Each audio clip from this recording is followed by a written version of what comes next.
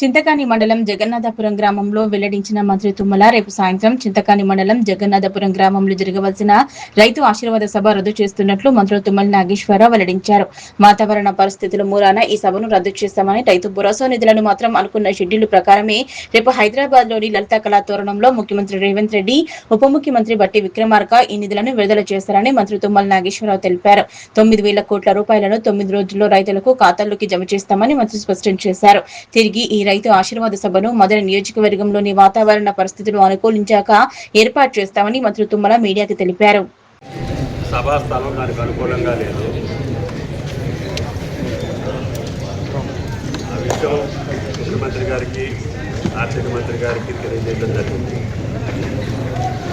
ఆర్థిక మంత్రి గారు కూడా వస్తున్నారు మదన నుంచి బయలుదేరి. ముఖ్యమంత్రి గారి ఆదేశాలు ఏంటంటే రేపు లాంచింగ్ హైదరాబాద్లో శిల్పకళా తోరణంలో లాంచ్ చేసి వాతావరణాన్ని బట్టి ఈ మధ్య నియోజకవర్గంలో సమావేశాన్ని బట్టి గారి ఆలోచనకు అనుగుణంగా 9 రోజుల్లో ఎప్పుడైనా సరే ఇక్కడ బహిరంగ సభ ఏర్పాటు చేసుకోవడానికి ఆయన గారిని అడిగిన దాని ప్రకారంగా ముందుకెళ్దాము. మనం డేట్ అనౌన్స్ చేశాం కాబట్టి యాజ్ ఇట్ ఈజ్గా 9వ తారీఖున 9,000 కోట్లు, 30వ తారీఖునే జూన్ మాసంలోనే మొదలుపెట్టేద్దాము.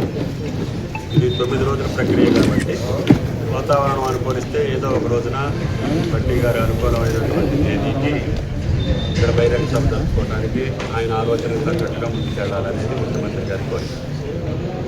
అందుకని రేపు యాజ్గా ముఖ్యమంత్రి గారు బట్టి గారి చేతుల మీదుగా రైతు భరోసా నిధులు విడుదల చేయబడ్డాయి.